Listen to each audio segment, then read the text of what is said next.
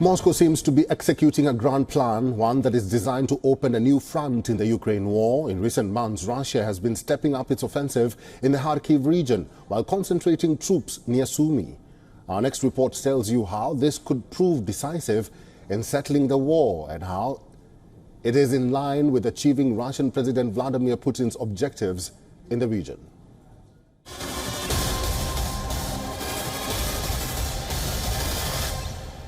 Russia is seemingly planning something big. The three images on your screen show big developments. Russia is moving massive troops to Sumy region near Ukraine. Russian Air Force is relocating its strategic bombers near the Finland border. Russian military has also begun its nuclear drills near the Ukrainian border. Experts say that these images of Russian armored vehicles and tanks being moved on a military train seems like February 2022, when it attacked Ukraine. The train was spotted heading towards the border with the Sumy region of northeastern Ukraine. Ukraine's military says forces pulled back to new positions in Kharkiv region, where Moscow is pressing an offensive, and warn of a Russian force build-up to the north near its Sumy region. Simultaneously, Russia is also relocating its strategic bombers. A third of its frontline air assets are being moved to the Olenia airfield in Russia's Murmansk Oblast, which is close to the Finland border.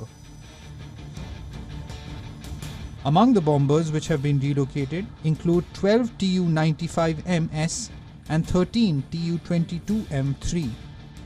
These are long-range bomber aircrafts which have been modernized recently and are designed to carry nuclear weapons and are capable of flying long distances over difficult terrain. Russia's military has begun drills involving tactical nuclear weapons. Moscow says the drills are an apparent warning to Western leaders who are pushing for a deeper involvement in the Russia-Ukraine war. The nuclear drills are taking place in the southern military district, which consists of Russian regions in the south, including on the border with Ukraine, Crimea. Unlike nuclear-tipped intercontinental ballistic missiles, which can destroy entire cities, tactical nuclear weapons are less powerful. They have a yield of around 1 kiloton. In comparison, the American bomb dropped on Hiroshima was 15 kilotons. These weapons can be very small and therefore discreetly carried in a truck or plane. They're designed to be used against troops on the battlefield. Tactical nuclear weapons have never been used in combat. They are also not regulated by international arms control agreements. Russian forces continue to pound the Kharkiv region, and now by concentrating troops near Sumy, Moscow aims to force Kyiv to stretch its battle lines, potentially compromising its other positions. Bureau Report, WION World is One. Peter Kuznick is Professor of History and Director of the Nuclear Studies Institute at American University. Professor Kuznick is live in Washington, D.C. Welcome, Professor. With the recent developments and advances made by Russia in parts of Ukraine, including Kharkiv, how would you gauge the war at this juncture? At this point, Russia is clearly on the offensive. The Ukrainian forces are underarmed, undermanned, and in a state of retreat right now. So Zelensky keeps on holding out the hope that they're going to drive all the Russian forces out of Ukraine before they sit down and negotiate. What's happening now is just the opposite. The Ukrainians are faced with severe losses on the battlefield, losing ground on the battlefield, and Russia is clearly the one on the offensive right now.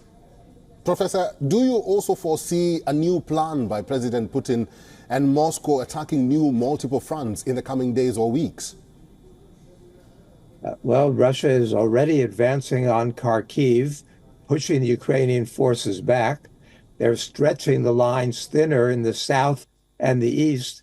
Whether or not they want Kharkiv itself or they just want this buffer zone, but they're getting close enough to Kharkiv to be able to hit it with much more artillery.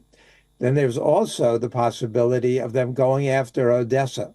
So the sooner the Ukrainians agree to negotiate, look for a diplomatic solution, the better off Ukraine will be, because they're losing manpower, the economy is being destroyed, and their negotiating position is weakening.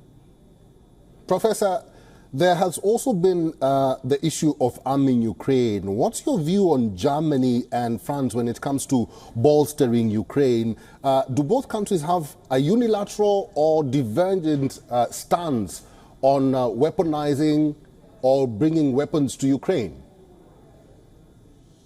Well, that's a big part of the concern right now, that many of the Western countries, seeing how weak Ukraine is and how desperate Ukraine is, they are taking a more aggressive stance rather than a diplomatic stance.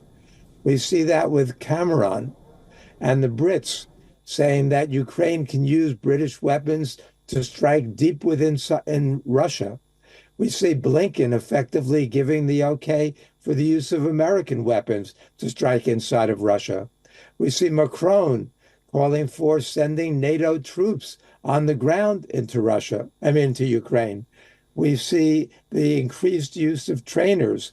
When sophisticated weapons arrive, the Ukrainians in many cases are not capable of deploying them.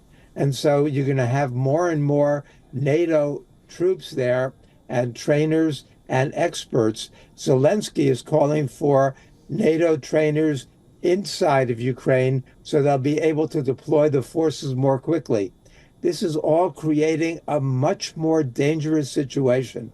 The situation is growing more dangerous, more desperate by the day right now.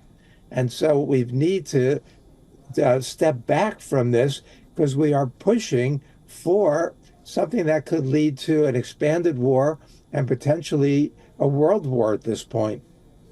Professor, we have to leave it there. I've been talking to Peter Kuznick, who is a professor of history and director of the Nuclear Studies Institute at American University. Professor Kuznick, as always, thank you very much for talking to us today. My pleasure.